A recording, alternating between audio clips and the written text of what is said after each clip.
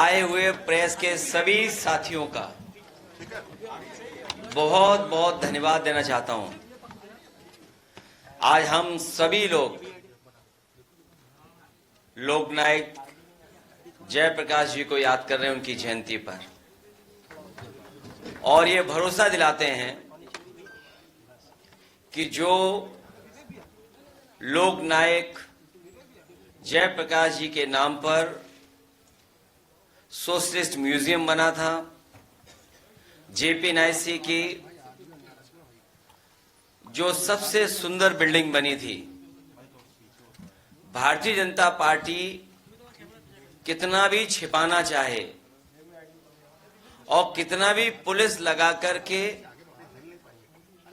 अपनी नाकामी को छिपाना चाहे, आज के दिन जयप्रकाश जी को याद करते हुए जयंती के दिन हम लोग संकल्प लेते हैं कि जेपीएनआईसी को हम लोग बिकने नहीं देंगे। ये सरकार जो बेचना चाहती है जेपीएनआईसी को, वो हम समाजवादी लोग मिलकर के इसको बिकने नहीं देंगे। इन्होंने जो दुर्दशा की है,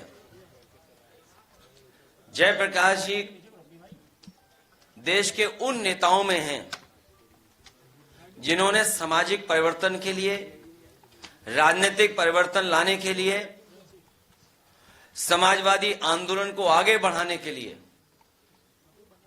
पूरा अपना जीवन न्यौछावर कर दिया। जहां वो अंग्रेजों से लड़ते रहे और उसके बाद जो सरकारों में बुराई आई उसको भी उन्होंने अपने संघर्ष के रास्ते सरकार को जगाने का काम किया।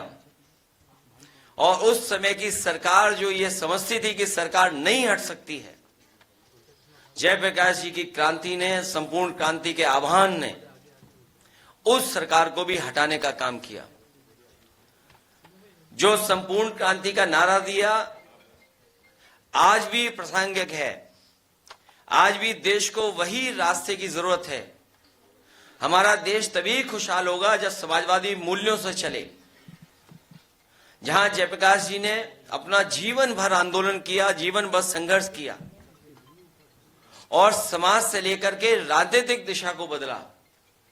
हम समाजवादियों को वो विरासत में जो चीजें मिली हैं, आज के दिन हम लोग संकल्प लेते हैं कि उनको आगे बढ़ाने का काम करेंगे। जेपीएनआईसी से हम लोगों ने कई बार आपसे कहा कि पॉलिटिकल इमोशनल अटैचमेंट है, क्योंकि इसका शिलान्यास जब हुआ था उस समय नेताजी, जॉर्ज फर्नांडिस और समाजवादी पार्टी के वरिष्ठ नेता और बहुत महत्वपूर्ण नेता उस कार्यक्रम में शामिल रहे थे। न केवल इस सरकार ने बर्बाद किया है उसको, बर्बाद के साथ साथ कोई देख ना पाए, क्योंकि अगर देखेगा तो बहुत सारे देश के लोगों को जानकारी हो जाएगी। याद रहे सरकार को कि जयप्रकाश जी ने जनता को जगा करके सरकार को हटाने का काम किया था। समाजवादी लोग हम सब मिलकर के जनता को जागरूक कर करके सरकार को हटाने का काम करेंगे। आज के दिन हम छात्र सभा के दोनों नौजवानों को बधाई देना चाहते हैं। हालांकि लोहिया वाहिनी के हमारे राम करण निर्मल को भी मैंने कहा था कि उनकी भी इच्छा थी कि कुछ इस तरह का काम किया जाए, मैंने उन्हें रोका था। लेकिन छात्र सभा के विनीत कुशवाहा और छात्र सभा का नेता अमर यादव, उन दोनों को बधाई। जो काम हम लोग करना चाहते थे वो काम उन्होंने पहले ही कर दिया। और अक्सर देखा जाता है कि पुलिस पीछे ही रह जाती है, इस बार फिर पुलिस पीछे रह गई। और इस साल का जो सोशलिस्ट प्राइज है वो उन्हीं दोनों छात्र सभा के नेताओं को जाता है। सर, कल रात में आपका अकाउंट सस्पेंड कर दिया गया, सर क्या कहना चाहेंगे? नहीं, वो प्रिंट आउट देना मुझे जरा। अभी पहरेदारी है, सरकार रोक रही है। कोई पहरेदारी नहीं है, कोई पहरेदारी नहीं है। फेसबुक अभी लो, मैं प्रिंट आउट वो देना मुझे, कॉपी, प्रिंट आउट की कॉपी पड़ी होगी उधर, देखिए। सर कांग्रेस अभी रुक जाओ, कांग्रेस की जो डेलीगेशन था वो जा रहा था फतेहपुर, उनको अभी रुक जाओ, अभी रुक जाओ। मुझे जानकारी बाद में मिली कि हमारा अकाउंट ब्लॉक कर दिया गया, सस्पेंड कर दिया गया। और जो आप लोगों के माध्यम से जानकारी मिली और जो आज कागज पे मुझे जानकारी मिल रही है कि उस पे कुछ ऑब्जेक्शंस था, और जो ऑब्जेक्शंस ये दिए गए कि adult sexual exploitation and violence की शिकायत है। हमारा अकाउंट सर ये नोटिफिकेशन दिया गया उसमें। नहीं, ये हमारे पत्रकार साथी जानते होंगे, अनऑफिशियल भी ये बात आपको कही गई थी कि अनऑफिशियली है भाई। आप लोगों को मुझे लगता कि विभागों से जानकारी मिली थी। ये जो आपके चेहरे पे मुस्कुराहट ये बता रहे कि आपको पहले ही पता था कि एडल्ट सेक्सुअल एक्सप्लॉयटेशन वायलेंस। तो मैंने जानना था, जब मुझे पूरी रिपोर्ट मिली, उस रिपोर्ट में जो पोस्ट हुए हैं, बलिया की एक घटना है जहां पर एक युवती को लेकर के पोस्ट हुआ था, और वो सच्ची घटना है क्योंकि हमारे सांसद जी बगल में खड़े हैं।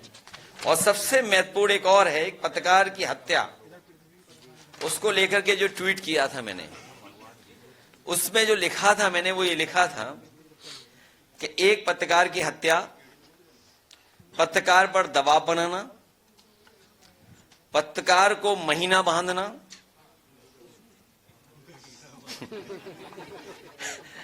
पत्रकारों पर एफआईआर कराना, पत्रकारों को निर्वस्त्र करके मारना, और ये आप जानते हो किस जिले की घटना है, जालौन।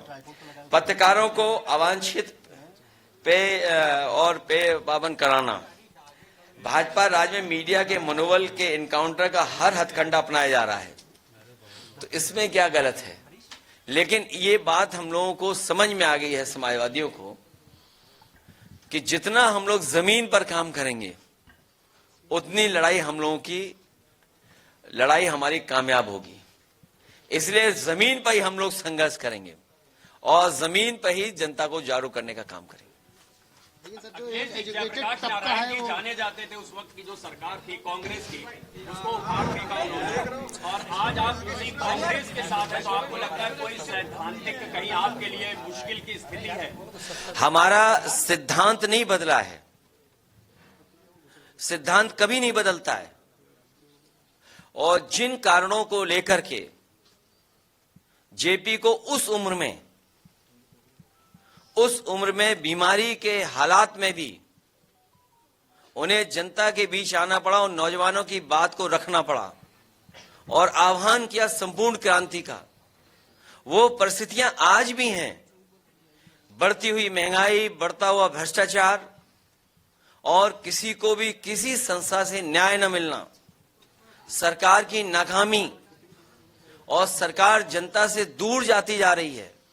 आप हाल ही में घटना जो हुई है, जिसका जिक्र अभी आप कर रहे थे, और ये पहली घटना नहीं उत्तर प्रदेश में हुई है कि वाल्मीकि समाज के एक नौजवान को इस तरह पीटा गया हो, और जाति सूचक, जाति के आधार बना करके।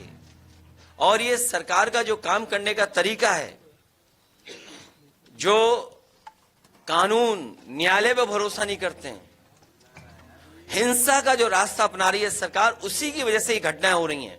पहले पासी समाज के साथ भी इस तरह का व्यवहार हुआ था, और आपको याद होगा इसी जगह पर आपने उन तमाम कथावाचकों का सम्मान किया था। ये कोई उत्तर प्रदेश में पहली बार घटना नहीं हो रही है।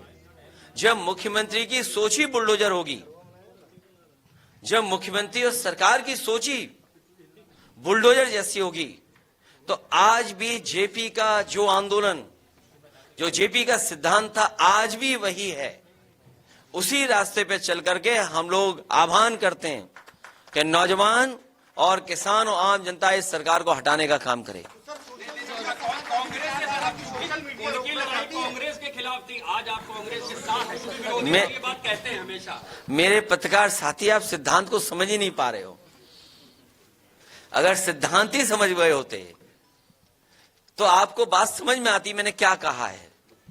उस समय भी भ्रष्टाचार, बेकारी, बेरोजगारी, नौजवानों की पढ़ाई और जनता को न्याय नहीं मिल रहा था। आज भी वही परिस्थितियां हैं। वो भी सरकार के खिलाफ लड़ रहे थे और आज भी हम लोगों को सरकार के खिलाफ ही लड़ना है। अकाउंट आपका जो बंद हुआ उसके पीछे मकसद सोशल मीडिया पर पाबंदी है। वो आपको इशारा है कि आप जमीन पर काम ज्यादा करें। सर आज कांग्रेस का डेलीगेशन सर जाना जा रहा था, फतेहपुर उनको रोक दिया गया, ये कहकर पीछे हटकर बात करो। एक मिनट कांग्रेस का डेलीगेशन फतेहपुर जाना चाह रहा था दलित परिवार के पीड़ित से मिलने, लेकिन उनको ना जाने दिया। बीजेपी के 2 मंत्री जा रहे हैं।